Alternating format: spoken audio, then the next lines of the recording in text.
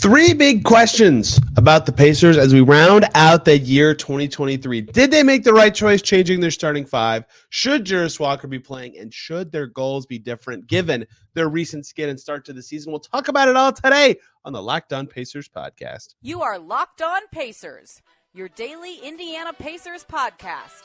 Part of the Locked On Podcast Network, your team every day.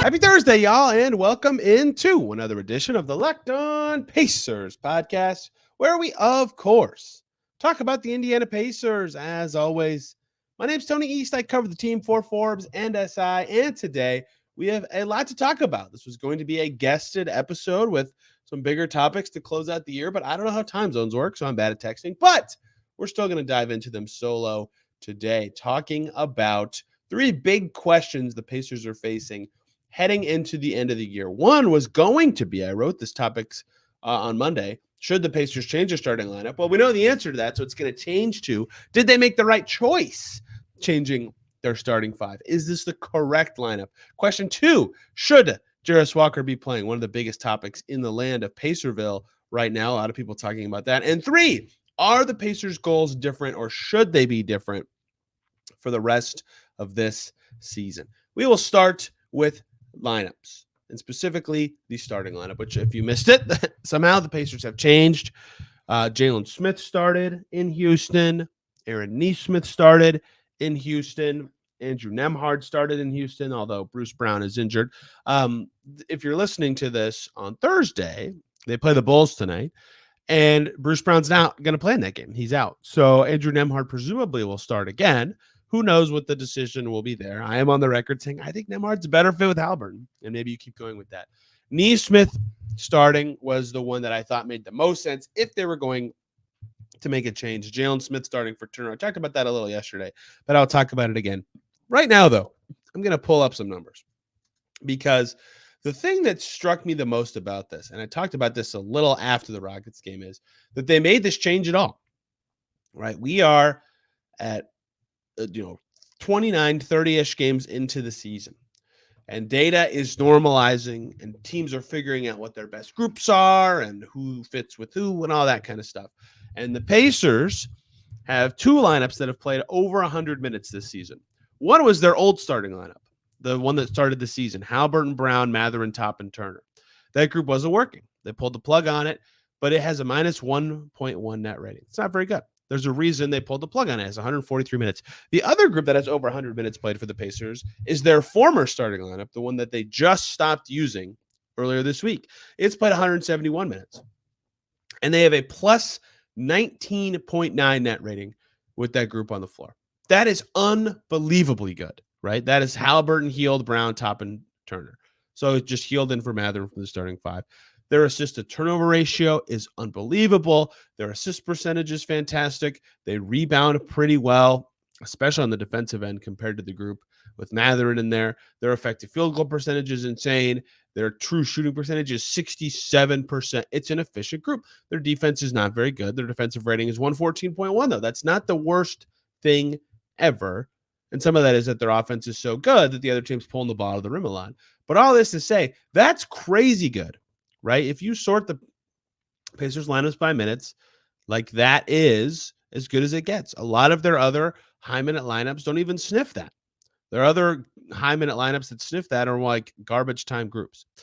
But there is another lineup that has good-ish minutes and has a plus 27.9 net rating, and that's Haliburton, Nesmith, Nembhard, Turner, Heald. And some of their other groups with good net ratings that are doing well have Nembhard and Haliburton in them. And some of their other groups that have net ratings that are really good and have a lot of minutes have Nesmith, Haliburton in them. And so you kind of sort through them and you go, a lot of their best lineups seem to have these Nesmith, Nembhard names all over the place in them, which is not that surprising.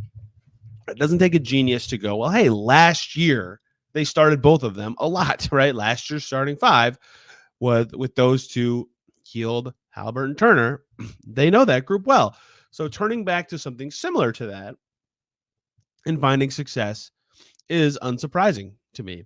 And so I think that on one hand, the numbers say that sticking with the old group was successful. My argument was and still is that they could have found ways to tweak their rotation without changing their starting five, right? Take Heald out first. And I know that seems counterintuitive because you want to play him with Haliburton as much as possible, but they need the shooting with the bench, even though he's not shooting well, right? Take Heald out first, or put Neesmith in first for Bruce Brown. Have Bruce Brown be a supercharged guy. That's kind of what they were doing at times. But there's a lot of ways that you can go off of your starting lineup into your rotation, right? And their bench was so good early in the season when Heald was with it. You know, that was a big part of their success for their first 3 or 4 weeks, if you remember, was their bench being so good. So I thought that that's what they would do, is they would try to build out from this high minute lineup that has a crazy net rating. Instead, they said, let's try to find a starting lineup that works and a way to mix and match along the way, which does make sense, right? Pretend if that plus 19.9 drops to plus 10 because they're with their new starting five, but then the rotations decisions along the way are all way better than the old ones. Well, that's totally worth it, right? That's totally worth doing. So that's the thing I think the trade-off the Pacers are trying to make. To answer the question asked, though, did the Pacers make the right choice or should they? I think we need more time, because I would still say it's possible the answer is no, because that old lineup, despite Heald having, an off like month now, pretty much, despite Brown being up and down, is still unbelievably good. They lean into their offensive strength and they just score like crazy, to the point that even though they don't have good defensive players in that lineup, like they had a Mathurin, Toppin, Heald stretch in the Houston game that was just brutal with the bench, right? That trio is tough to overlap. 2 of those guys start with their old starting five that had such a good net rating. But they score so well, it doesn't matter. They're such a threatening offensive five. And so a lot of their games start, with 25 to 25 after 6 minutes, and then they go from there. And so I think that we will see if they can do better, because that's a really effective group. And so I don't know. The answer is I don't know. But it's not about just that lineup, right? I think that's the important part to remember as you assess this going forward. And I know I just cited their net rating to say that I don't know if it'll be the right choice, but that's what I was talking about before. It's about the rotation from there, how the sub patterns work, who's with who, what combinations work, because Nembhard and Neesmith have been so critical to so many groups. They're 2 of the best perimeter defenders on the team. Now, especially with Neesmith's growth as an attacker, they can both put the ball on the floor and score, right? Like that is really threatening as well. They are both effectively 2-way players. Nembhard's shot hasn't fallen this season. Neesmith's been terribly inconsistent to a fault, even though he's been a good player this year. So I think that alone makes it worth it. They have a much more strong defensive lineup, and that's worth exploring, especially during a slump. And the third and final factor I would put into this discussion is you could pretty easily argue, Nembhard, Bruce Brown notwithstanding, that the new starting five has been the players who, going back to their early season discussion about who earned minutes, right? Turner, Haliburton, Neesmith, right? They've earned the minutes. They've earned starting. And Jalen Smith. Those guys have been the best players for the Pacers so often this season, whether it's because they're shooting, their defense, they're rebounding, all the above, whatever. They have been the players, the best players on the team, or the most consistent players on the team, and the most important, whatever phrasing you want to use. That means they earned the time. Maybe you throw them all together and see what it looks like. And if you made me, gun to my head, put a fifth guy in as the 5th most minutes guy, I would say Bruce Brown. Like Nembhard was not shooting well early in the season, but recent play says, hey, maybe it should be Andrew Nembhard, who's been that guy number 5. So in that argument, they would have made the right choice changing the starting 5. So this question was going to be, should they? Now it said they make the right choice. Some numbers say, well, maybe not. We'll see. They have a high bar to clear with a new starting 5, but a lot of other numbers and anecdotes about what actually changing a starting lineup does and is for, and who stands to benefit, and what the Pacers' motivations are for doing this. Well, that remains to be seen. And I think that we'll learn more in the next couple of games as we see more time with the new bench. Maybe Bruce Brown comes back. We can really figure out what they're assessing, and we can see if this is a permanent thing that actually does kind of help their defense to start games. And Haliburton, his offensive level so high that might just be enough for them to win anyway. It's just defenders plus Haliburton. That's my theory for trades anyway. Let's talk about Jarace Walker. Everybody wants to know, why isn't he playing still? Should he be playing? That's a big burning question as we head into the new year with 2 more games for the Pacers, of course. Until then, before we talk about that, we're going to talk about the lovely people over at eBay Motors, who are our partners that have teamed up with Lockdown Fantasy Basketball host Josh Lloyd to bring you some of the best fantasy basketball picks each week, all season long. Whether you're prepping for a daily draft or scouring the waiver wire every week, we're going to provide you with players that are guaranteed to fit your roster. So let's see who Josh has picked out for us on this week's eBay's Guaranteed Fit Fantasy Picks of the Week. One of them, a guy the Pacers saw recently in the Central Division, Jaden Ivey, a Purdue guy. Monty Williams is finally giving him minutes. Ivey has delivered. The Pistons stink. It remains to be seen if Monty Williams keeps that role consistent, but Ivey is worth an ad. Dante Exum now starting for Rick Carlisle's old team, the Dallas Mavericks. And when healthy, he's been playing well. He's been starting. His shooting has been awesome. Isaiah Hartenstein's going to play a bunch for the Knicks with Mitchell Robinson out. Jalen Johnson is back for the Hawks, and Taurean Prince was awesome for the Lakers against the Pacers in the in-season tournament finals. He's not a spectacular player, but the Lakers need a shooting. He's playing well of late. All these guys are worth adding. Josh Lloyd from Locked On Fantasy Basketball is going to help you win your fantasy championship, while eBay Motors knows a championship team is about each player being a perfect fit. That's the same with your vehicle.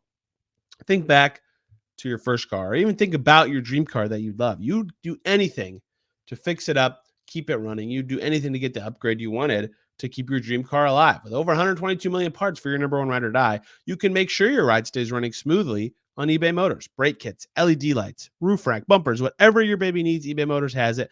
And with eBay's Guaranteed Fit, it is guaranteed to fit your ride the first time, every time, or you will get your money back. Plus, at those prices, you're burning rubber, not cash. So keep your ride or die alive at ebaymotors.com. eBay Guaranteed Fit, only available to U.S. customers. Eligible items only. Exclusions apply. Back here on Locked On Pacers, thanks for making us your first listen today and every single day. For your second listen, jump on over to Locked On Bulls, who the Pacers play tonight in Chicago. They're playing much better, although a little more rickety in recent games, but much better since Levine's injury. Kobe White looks fantastic. Here's the latest on the Bulls from the guys over at Locked On Bulls. Question 2 that has come up a lot for the Pacers in the last month or so that will be fascinating to monitor going into next year is all about Jarace Walker. Should he be playing? So you have to define your goals for the Pacers before you can answer this question. To me, right? Because if you're just naming the best 10 Pacers players this year, or the 10 guys most likely to win you a game on a given night, Jarace Walker is not among them. Now, there are a couple matchups of teams that are too big for the Pacers. They don't have good matchups to slow them down, where you might say his size alone is enough for him to play. And I would say, yeah, okay, maybe. He's not a good defensive player right now. Now, before you say it, no one on the Pacers is. I get that. No rookie is a good defender. The Pacers are not a good defensive team. I hear you. That is true. But he's not a stopper right now. His offense, his best skills, his passing, he is shooting it well in the G League, like 38%. But he's growing. He's a developing player. He is not one of their 10 best players. So if you're the Pacers and you're saying, well, we're trying to win this year, we want to make whatever round of the playoffs, we want to make it, we want to make not the plan, then that is your decider. If your goals are long-term, which is what Chad Buchanan said they were thinking before the season, then maybe you would like to play Jarace Walker. I said before the season, first of all, in my rotation prediction, and second of all, just in my goals and predictions for the team, that they would be thinking more long-term. I thought that would be the case, and thus, I thought Jarace Walker would be in their rotation. That's what I thought. I still think, even though they have a winning record with the new year coming up, the development should be key for them, and playing him should be important. But I understand not if the goal is just to win and play the guys who have earned it, because he's not going to help you in the ways that people think he will be able to. I'm very certain. His IQ is very obvious on defense. You can see it with his passing. Like, he already kind of reads the NBA game. Like, I think not sooner than later, he will be worth playing and the defense will be good. Right now, that is not the case, right? So I get why he hasn't played. They have 10 capable guys. And the thing is, a lot of them are young, right? People forget this a lot about the Pacers, that over half their rotation are still guys on their rookie scale deals. So it's not easy to figure out who you're pulling to play him, especially in the front court where they're already playing a lot of young guys. So that was a lot of rambling to say the rubric matters. How you're defining what the Pacers should do matters. To me, my answer to this question would be yes. I think Jarace Walker should be playing, not because I think he can solve what the Pacers' problems are, which is what everybody thinks he should be playing to do, but because I think giving him the ramp to develop is important. Now, it's hard to figure out who I would pull out of the rotation.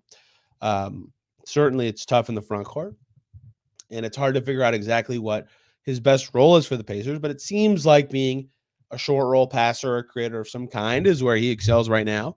And you got to get him the reps to get better on defense at some point. So I would be trying to play him as much as possible. And my tune has changed a little on that, I will say. Not because, like I said before the season, I would play him, but really recently, like the last 2 weeks, I'm going to up the volume on that discussion. Like his last 2 NBA games, right, in Washington a couple Fridays ago, was his first real rotation level. We need Jarace Walker to play. This makes sense for us. Let's put him out there situation. And he did well. He had 5 points. He made some nice defensive moments. He was moving around well. Right, he looked good. The very next night, they threw him out there against the Wizards. Guess what? He looked good, right? In total, those two Timberwolves, excuse me, I just said Wizards again. In those 2 games consecutively, 10 points on 4 for 7 shooting, 4 boards, 3 assists, 2 steals in 37.5 minutes.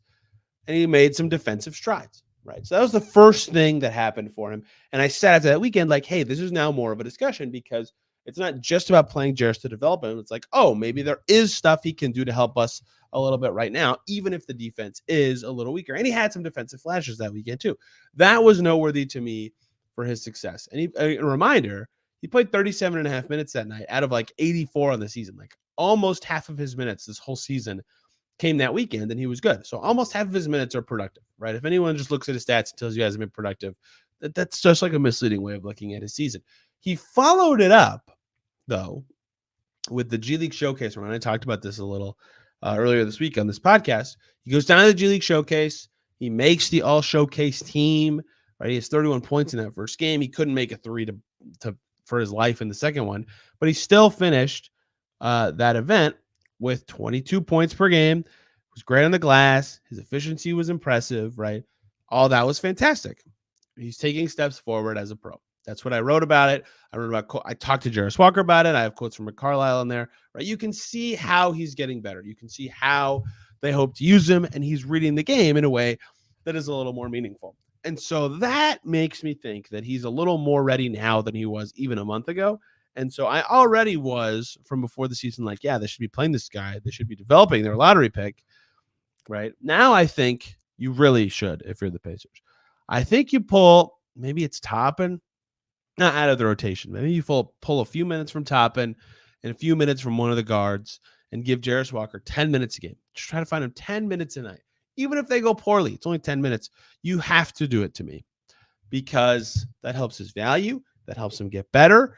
That is worth it for your team to explore what situations he plays the best in. And the thing is, I keep saying that he's not a good defensive player right now. And he's not, right? He's not. They've talked about that. Rick had quotes on the record about it. But for him to become one, playing is important, right? Getting the reps is important. So for him to be the thing that they want him to be, a defensive 4 that can wreak havoc and be that kind of guy, he's got to play. He's got to play.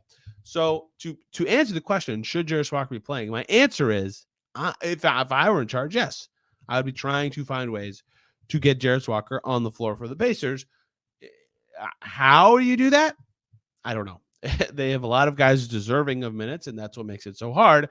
And the other question is, well, if their goals are to win, is he one of their best options to help them win games right now? The answer to that question is no, absolutely not. He's not. And some of that is to no fault of him. He's young and joined a team that has, 10, 12 guys who can play. But some of that is, on them to figure out what that would look like if they want to play him. So that is my answer to the question. Should Jarace Walker be playing? And that is going to be an important question as the Pacers progress forward. They're still over 500 if they had stumbled and gone under this week, or if they had lost 7 of 8 instead of, 6 out of 9, which they all sound way different. Maybe they think about it a little differently. He has not been assigned to the G League. The Mad Ants did just restart the regular season on Wednesday. So we'll see if he has more assignments coming his way. But that is my answer to the question of should Pacers rookie Jarace Walker be playing. Last question we're going to address today. Are the Pacers' goals different, or should they be, from their start to the season? We'll talk about that and then what it means for maybe trades or how they approach these rotation discussions to close out today's show. But before we do any of that, we're going to talk about the lovely people over at PrizePicks who are making daily fantasy sports made easy. It's the most easy and exciting way to play DFS. You just pick more than or less than on 2 to 6 players and their stat projections and watch the winnings roll in. For example, Anthony Davis. Is he going to have more than or less than 2 blocks in a game? Or is Damian Lillard going to have more than or less than 4 3-pointers made? Those aren't real lines for tonight, but that's the example of what PrizePicks is. And you do that for 2 to 6 players. You pick more or less, you can win. They have combo league projections now, so you can do LeBron James plus Travis Kelce at a 10.5 combo of 3-pointers plus receptions. And they have a reboot policy, so if one of your players gets hurt, guess what? You can reboot and pop right back in the game. They're the only daily fantasy sports platform offering that injury insurance policy. So go to prizepicks.com/LockedOnNBA. Use the code LockedOnNBA for a first deposit match up to $100. Repeat that. That is prizepicks.com/LockedOnNBA and use that code LockedOnNBA for a first deposit match up to $100 at PrizePicks daily fantasy sports made easy. Thank you, as always, for making Locked On Pacers your first listen today and every single day. For your second listen, hop on over to Locked On Nuggets. Hear how they're going to adjust without Aaron Gordon, who got bit by his dog in the face. Whew, that is brutal. He's a great player. He fits them very well. Hopefully not a long absence for him, and the Nuggets can keep it rolling. But what are they going to do without him? How serious is this? Locked On Nuggets will have the answers to those questions and more. The final question today here on Locked On Pacers, their goals. Should their goals be different after their start to the season? Well, that is really interesting. You know, I keep seeing people say to me, text me, tweet at me, say to my face when they see me, something like this: man, we need to change expectations for this team. And that has been in the recent weeks when they have, been losing, right? They lost 6-7 prior to that Houston game. They are 3-6 since the in-season tournament, right? Those are crummy numbers, right? They're losing. People are saying we need to change our expectations, lower our expectations. And I get why, because that's a bad record. 3-6 in the moment is bad. Let's talk about a couple of things about this Pacers season. First, let's start with the ongoing stretch. Since the in-season tournament, the Pacers are 3-6. Their losses are to Orlando, Memphis with Ja Morant in Memphis, so that's a good team. Orlando is a good team. The Clippers, who had the longest winning streak in the league at the time. The Timberwolves, who have the best record in the league. Milwaukee, who's very good. 5 of their 6 losses are like, you're fine with it if you're the Pacers, right? It's just the consequence of the schedule being hard right then. And then there's that Wizards loss. That's the one. And you can see the team playing, first of all. I'm not dismissing that they played bad. You can see that they're playing bad in these games. They've acknowledged that. They were down like 20 plus in 4 or 5 in a row. The Wizards loss is the one that makes it tough. If they're 4-5 since the season tournament with that win profile, I don't think people would think about this stretch in the way they are. But they did lose to the Wizards. They got their butt kicked by the Wizards. And that is part of the alarmist part of this, is that happened. And that also speaks to what makes this question, should the Pacers' goals be different, so interesting to me. Because they had done a lot of awesome things this season. They beat the Cavs in Cleveland. They beat the Cavs again, right? They beat the Philadelphia 76ers in Philadelphia. They beat the Hawks in Atlanta. They beat Miami in Miami. They beat Boston. They beat Milwaukee on a neutral site, right? Like, they have all these wins that you're like, whoa. The Pacers did that. That's crazy. They beat Houston in Houston. I know that's not as big of a deal as any of the ones I just said, but Houston's been amazing at home this year. Amazing. They're a good team. They're not a great team like some of the ones I just said. They're a good team. Like, you look at that and you go, wow, they must be playing great. And this has been a topic discussed ad nauseum this season. They can beat anybody at any time. They can also lose to anybody at any time. And then they've lost to Portland at home. They've lost to Toronto at home. They've lost to Chicago when they were bad at home. They've lost to Charlotte at home, right? They lost to the Wizards, obviously. Like, they have some crummy losses. And so those two things in tandem, some great wins and some bad losses, make it hard to assess this team. They started great. They had that consistent stretch of 500 play. They had a great in-season tournament run, and they've been crummy ever since, right? So I think it's interesting that people are saying expectations need to be lowered, because the start to the season being as solid as it was actually raised them from where they were just 2 months ago. 2 months ago, the season had just started. The Pacers over-under at most sports books, like the one I used for a lot of my preseason projections, was 37.5 was their over under, right? Like a sub 500 team. And a lot of them closed a little higher than that. But I don't know any book that closed the Pacers win total number at even above 40, right? So before the season, the prevailing thought from prognosticators was they were a sub 500 team. One of those people. I predicted the Pacers would go 40-42 this season, right? That's below 500. That's not a winning team. They currently have a winning record. So what expectations are being lowered? Is it the ones they set for themselves after a couple weeks of really impressive wins? Is it the ones that some people had before the season that they'd be better? Because I think most people didn't expect them to be that good.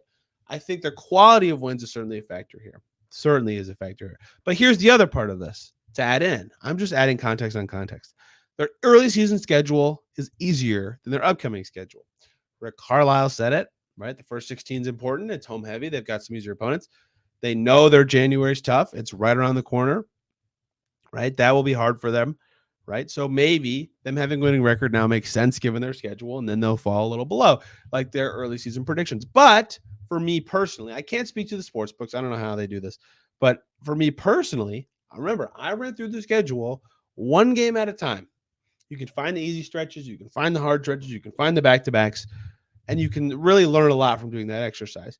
And I still got the Pacers at 40 wins this season. And I had right now, you'll never guess, 15 wins projected for the Pacers. So for me, given what I thought they would be this season, which was a little under a 500 team, they're on pace to do that despite having so many upset wins. So they're not ahead of schedule because they have not outpaced their wins by getting all these crazy wins over really good teams. So this long string of thought about this question of, are the Pacers' goals different? Should they be different? Is to say, no. Whatever the Pacers' goals were, whatever they thought their direction was before the season, it should be exactly the same right now. The only thing that should change is the information. They know more about who fits with who. They know more about Ben Mather. They know more about Jarace Walker. They know more about Andrew Nembhard. They know more about every young guy and vet on the team. That has changed. That is the stuff they know more or less about. And so the value of those players and what it means for transactions and what it means to the Pacers long term and how they fit with Halliburton, that they know. They also know that Tyrese Halliburton is an unbelievable player. This all matters. But their goals should not be different. If before the season they thought they were going to try to win but still do that and long-term it at the same time, that should still be their goals to me. If before the season they wanted to make the playoffs by any means possible, that should still be their goal to me. Nothing that's happened so far should have detracted from that. If they wanted to have this be a development year, because over half their rotation is on their rookie skill deals, that should still be their goals. So all this to say, I think that no, they should not have different goals. Their expectations should not be lowered. We've seen that they can beat anybody and lose to anybody. That's a team that shouldn't have any expectations, quite frankly. Any night, anything could happen. Doesn't that to a T say there should not be expectations on a team like this? So that my answer to that question is no. The Pacers' goals should be the exact same as they were before the season. Their expectations should be exactly the same. They should be thought of as a play-in team, as about a 500 team that any night their high-powered offense can beat you, and any night their terrible defense can cost them. So to answer the questions, did the Pacers make the right choice changing their starting five? I would not have done it, but I get why they did it. And so far, they can say, hey, you idiot, look, what we're doing is working. Should Jarace Walker be playing? My answer is yes. I think he should, but it's very hard to find the way that it works. And are the Pacers' goals different, or should they be? My answer is no. The Pacers' goals should not be different. We will see. And how those questions are answered for the next month could define a ton of the rest of this Pacers season. Really looking forward to seeing how it all comes together. And we'll cover all of it here on the Locked On Pacers podcast. Pacers in Chicago tonight. Looking forward to that one. Kobe White's been on a tear for the Bulls. Vucevic is out. Levine's out for Chicago. But they've been good without those guys. It's been a very interesting stretch for them. We'll see if the Pacers can pull it off. I'll be there. So you will be seeing a podcast from the United Center tomorrow. In hopefully the back room that I usually have been doing it in. And I'm able to go because of you guys. So thanks a ton for that. Hope you all had a Merry Christmas and a happy holiday and are adjusting well to being back out of that holiday period. We'll be talking Pacers Bulls tomorrow for the last show of 2023. That is absolutely crazy to say. You guys are the best. Thank you so much for listening. Have a fantastic day, and we'll see you soon.